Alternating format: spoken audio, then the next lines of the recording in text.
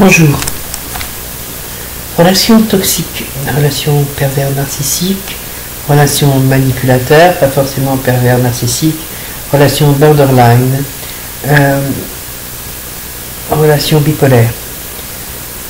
Comment deviner qu'on a affaire à une relation toxique?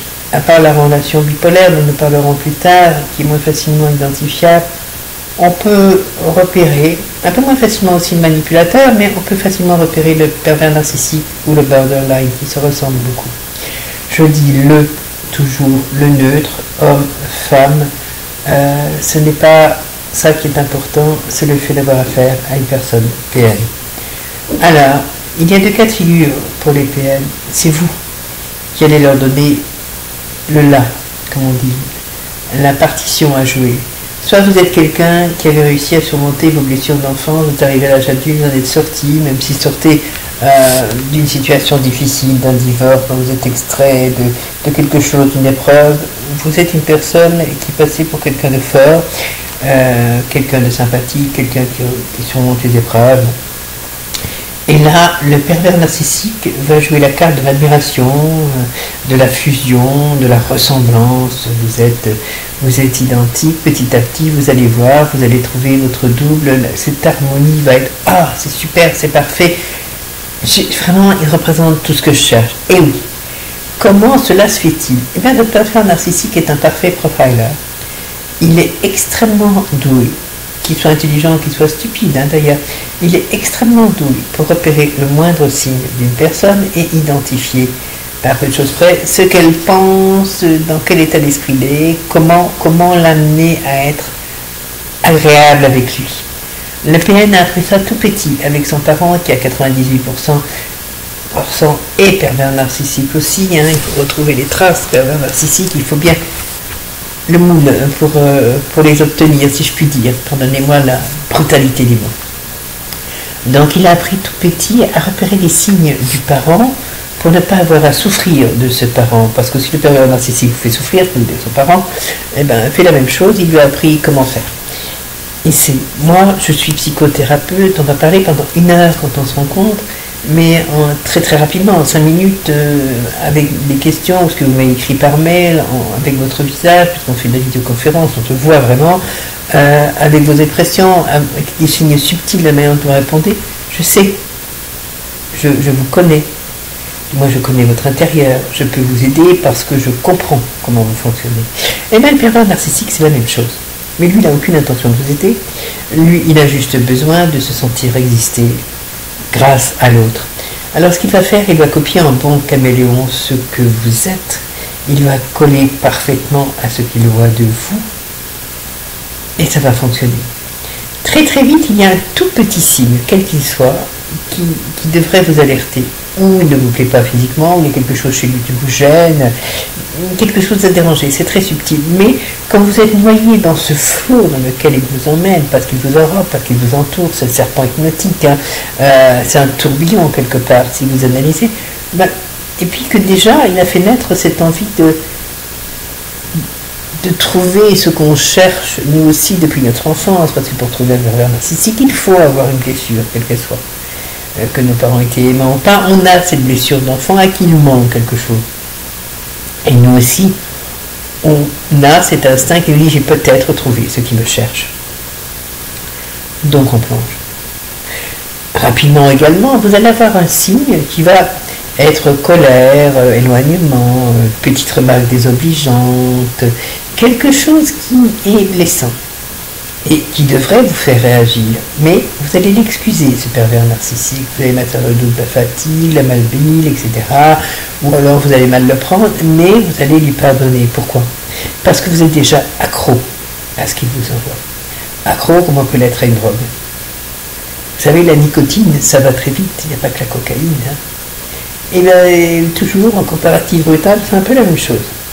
On y a goûté, on a envie de retrouver cette espèce de petit paradis artificiel, et on replonge, et on replonge, et on replonge. Et après, c'est foutu, c'est trop tard.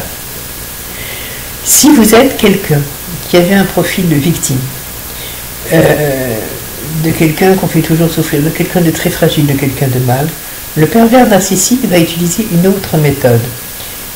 il va vous humilier en quelque sorte, être dur avec vous, être méchant avec vous. Et ça va fonctionner. Parce que ça correspond à un schéma que vous connaissez. C'est celui que vous avez vécu et dans lequel vous expériez que les choses changent. Et il vous donne l'illusion en même temps que les choses vont changer avec lui. Il est dur, mais... Et vous allez vous accrocher à ce rêve également que vous allez enfin trouver la personne qui va être comme était le parent, très certainement, qui vous a fait souffrir, mais qui va réparer en devenant différent.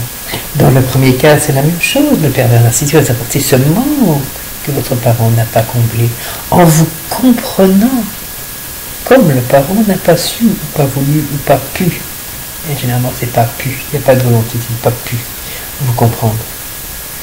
Et là, ça y est, vous êtes dans le piège. Voilà, une relation pervers narcissique commence comme ça. Les premiers signes.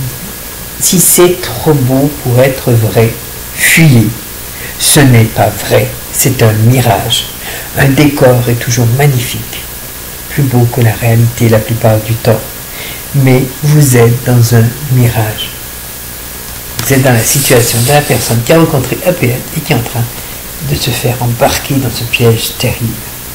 Alors il y a le cas du borderline. Le borderline agit comme le pervers narcissique, premier type. Il va vous enrober, c'est trop beau, c'est trop fort, tout va vite, il faut tout aller vite, tout est ensemble. Ah, le pervers narcissique, vous l'avez fait aussi, celle-là. Il faut être ensemble très vite, très vite, tout. Mais vous êtes tellement noyé que vous n'avez plus le temps de réagir. Vous n'avez plus le temps de vous reprendre, de dire mais stop, on ne va pas vivre ensemble au bout de 15 jours, un mois, c'est... Voilà. Votre capacité de réflexion est noyée sous le flot des paroles, des actions, des gestes, le borderline couvert de fleurs, de cadeaux, ce que ne fait pas le pervers narcissique puisque lui est très radin. Les cadeaux, il y en a, mais vous verrez que ces cadeaux-là, il en profite. Ou alors, il y a toujours quelque chose qui vous montre quand même qu'il n'y a pas vraiment de cadeau. Vous partez tous les deux, vous payez votre part. Le borderline, non, lui, alors il va tout donner. De toute façon, l'argent, c'est toujours un problème chez un borderline, puisqu'il le dépense, puisqu'il n'a pas de limite, puisqu'il n'arrive pas à avoir de frustration, il ne supporte pas. Alors, la loi, le borderline a des problèmes avec. L'argent, le borderline a des problèmes avec. Les autres, ils ont tous les deux des problèmes avec. De toute façon, il n'aime pas. Ça va jamais. Donc, votre borderline, attention, parce que lui, il est violent. Il va être violent très vite. Très vite. Vous allez voir apparaître les signes dans sa colère, dans sa frustration, de la violence borderline. Et là, il ne faut pas rester. L'analyse vous dit fuyez. Alors il va être menaçant, le borderline. Il va vous laisser de vous tuer, il va vous laisser de mort, il va vous laisser de tout, parce qu'il est en colère. C'est pas ceux qui passent à l'acte. Par contre, c'est ceux qui ne supportent pas. Vous n'aurez qu'un choix, un borderline. Il va poser la loi. Il s'en moque, mais la loi le ramènera quand même à l'ordre. Alors le PN, lui, c'est toujours vers la fin, la loi, oulalalala. Il la déteste, mais il la respecte. Il la filoute un minimum. Différence est là. Vous avez aussi des manipulateurs qui ne sont pas PN, qui ne sont pas borderline, mais qui pour différentes raisons de construction et de besoin sont manipulateurs. Eux vous enrobent, font attention à vous, tiennent compte de votre avis. Toujours, ils vous donnent une importance, vous devenez leurs confidents, on les rencontre dans le travail, on les rencontre dans les cercles où on fait des choses. Alors vous devenez une personne proche d'eux. Là aussi, ils flattent un besoin de reconnaissance. Mais très vite, vous vous rendrez compte que vous finissez par avoir peur de ne pas répondre à leur attente. Parce qu'ils savent très bien vous faire comprendre à travers d'autres que ceux qui ne leur plaisent plus se mettent en danger. Et vous allez être sous la coupe du manipulateur, comme sous celle d'un parent. Toujours pareil. Parce que vous avez le réflexe de l'enfant qui a peur de déplaire aux parents. Parce qu'après, il y a sanction. Et la sanction, c'est bien désagréable. Et vous avez bien sûr le bipolaire. Alors la personne bipolaire, c'est plus difficile à détecter. On la détecte parce que dans son histoire, elle a toujours eu des problèmes avec d'autres qui sont avérés, effectivement, comme chez les PN, des monstres, etc. elle a souffert, mais elle est rayonnante, joyeuse, et très vite vous allez remarquer qu'il y a des sautes d'humeur, des plongées très basses, elle remonte, etc. Très jaloux le bipolaire. Et attention aussi, parce que le bipolaire est extrêmement jaloux, extrêmement possessif de votre exclusivité, creusez. Si vous avez un doute et vous dites tiens, pourquoi est-ce qu'aujourd'hui elle est déprimée, pourquoi est-ce qu'elle n'est pas bien, et que vous n'avez pas repéré les signes du PN au départ, ou des borderline, cherchez le bipolaire, creusez son histoire passée. Et si vous avez un doute, décrochez-vous en douceur, vite. Le bipolaire est quelqu'un qui est vindicatif, absolu. Il va vous poursuivre de sa haine. Pourquoi ? Parce qu'au moment où il plonge dans ces crises profondes, dans ces crises de mal-être, il lui faut une raison pour se raccrocher au fait qu'il n'est pas fou. Le bipolaire a souffert extrêmement souvent, même si c'est dans les gènes qu'il y a cette possibilité de trouble, comme dans tous les gènes. On peut avoir des gènes de psychopathe et ne pas devenir psychopathe parce que l'environnement ne nous amène pas à être psychopathe. Par contre, notre environnement amène à être psychopathe et que dans ces gènes, on a cette tendance, c'est bon. Le bipolaire, il l'a dans ses gènes aussi, c'est un truc qu'on peut avoir dans ses gènes, mais il ne le développe que dans certaines conditions. La mère frigidaire, vraiment, c'est ce qu'on appelle la mère frigidaire, et quand on est au pauvre autiste que nous sommes, on dit mais non, c'est pas des mères frigidaires, l'autisme c'est le cerveau qui s'est construit différemment. Donc cette mère froide, cette mère qui n'aime pas son enfant, qui ne lui donne pas d'amour, cette souffrance du petit donne ce bipolaire. Et il va transférer sur vous ce manque, cette souffrance. Vous allez en devenir la cause, vous êtes celui qui le fait souffrir, et il va vous en vouloir. C'est difficile d'en vouloir à son parent. On se masque ça toute sa vie.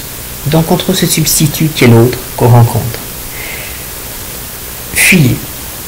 Si vous vous rendez compte que la personne peut être bipolaire, fuyez, n'essayez pas de l'aider, n'essayez pas de la comprendre. Prenez vos jambes à votre cou et fuyez. Parce que vous allez ressortir en souffrance, mais surtout poursuivi par une haine implacable. Donc si vous ne pouvez pas couper réellement les ponts, ne plus avoir de contact avec, qu'elle n'ait plus d'influence sur votre vie, ça va être dur. Les relations toxiques sont dans notre vie. On les détecte assez rapidement. Vous avez la personnalité bipolaire est peut-être la plus longue, mais il y a ce côté hystérique qu'on retrouve chez les femmes NPN. Elles sont très hystériques. Elles vous piquent des crises très rapidement de l'hystérie, de la folie, des crises de rage. Elles peuvent s'arracher les cheveux, elles vous insultent, elles vous frappent. La femme PN est violente alors que l'homme PN ne l'est pas. L'homme PN ne l'est que s'il arrive dans un état de crise, où il se sent en vide, où il a l'impression que vous le renvoyez à ce vide de lui-même et qu'il ne supporte plus, parce que vous êtes en train de lui dire, parce que vous essayez trop de l'aider, bref, vous mettez en face de lui-même un peu trop, et là vous voyez arriver la folie, stop, fuyez, il peut être dangereux. Le borderline de la vue est toujours dangereux. Le manipulateur standard en général n'est pas fou, il n'est pas dangereux à ce moment-là, il utilisera cette menace que s'il pense que ça peut fonctionner, mais c'est rare que ça l'intéresse de passer à l'acte parce que ça peut lui créer des problèmes et donc le faire repérer. Les bipolaires est dangereux pour lui-même, il est souvent suicidaire aussi, donc bien sûr les tentatives de suicide, ça va être de votre faute, la culpabilisation, ça va être de votre faute. Voilà, si vous avez croisé quelqu'un de toxique, c'est qu'en vous. Il y a une faille, il y a un besoin de réparation qui vous amène à amener à quelqu'un qui n'est pas bon pour vous et dont très inconsciemment vous espériez qu'il reproduirait un comportement vécu dans votre famille quand vous étiez petit et qu'il allait le réparer. Il y a forcément un travail à faire sur vous. Mais en attendant, si vous pouvez éviter de plonger dans la relation, c'est mieux. Donc j'espère que ce tout petit webinaire vous y aura aidé.